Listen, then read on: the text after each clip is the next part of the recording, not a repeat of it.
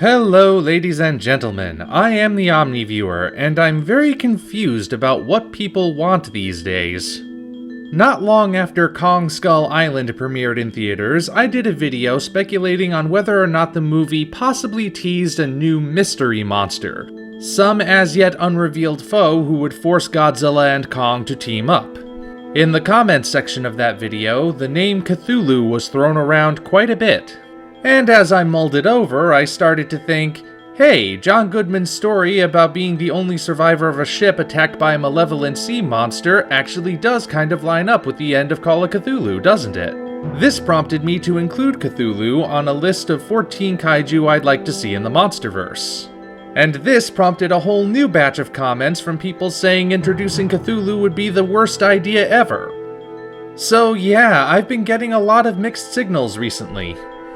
However, it has gotten me thinking, does Cthulhu deserve to be counted as a kaiju? Let's go a little bit deeper, shall we?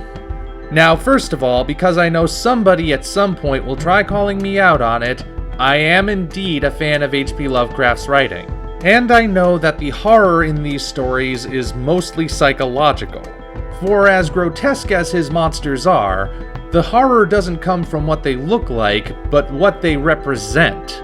The notion that these grotesque monstrosities are superior to mankind throws every possible kind of humanist view of the universe right out the window.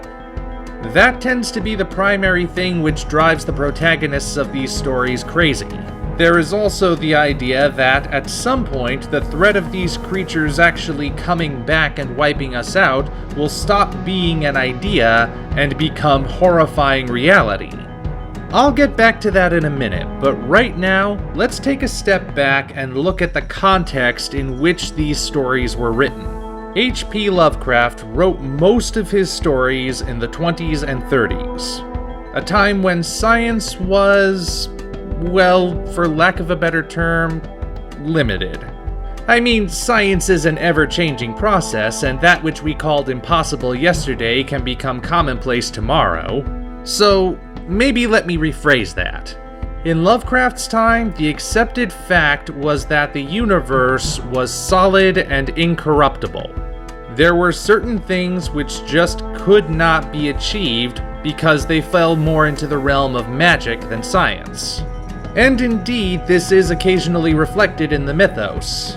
Characters would discover that some ancient magical ritual was actually a very complex science, and when they try to replicate it, well, it never goes well.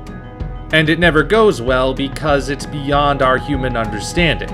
Mankind is simply not meant to do certain things. Then we split the atom to produce atomic energy, and everything changed. There is a reason why even the most staunchly atheistic scientist likens atomic energy to the power of God.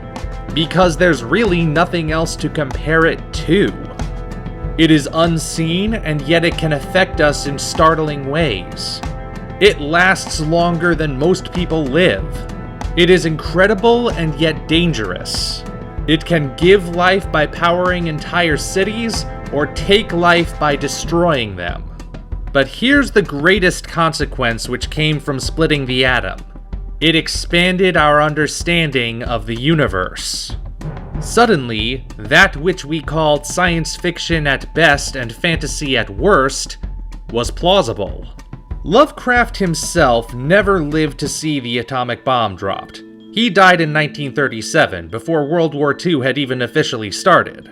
However, he was very fond of incorporating new scientific discoveries into his writing, as evidenced by how he incorporated Pluto into The Whisperer in Darkness.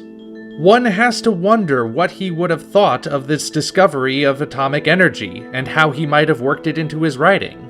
Would he have concocted a story where the Manhattan Project was secretly influenced by the Mi-Go, or had members of the Cthulhu cult in its ranks? Might that be where mankind had gotten this forbidden knowledge?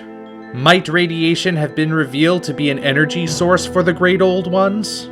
Could the dropping of atomic bombs in the Pacific be just what was needed to unleash the Great Old Ones from their eternal slumber? Might that have started their reign of terror? turning that distant threat into terrifying current reality? Could the mythos stories have taken a different turn in which mankind was now beset upon by these horrifying monsters and looking for some new way to stop them? In short, if Lovecraft had lived long enough to see the bomb dropped, is it possible the Cthulhu mythos would have started to look more like, well, a Godzilla movie? We will probably never know the definitive answer for that question, but I certainly think it's within the realm of possibility. Anyway, I know what I think on the topic, but what do you guys think? Feel free to leave your thoughts below. Until such time as we meet again, this is the Omni Viewer, signing off.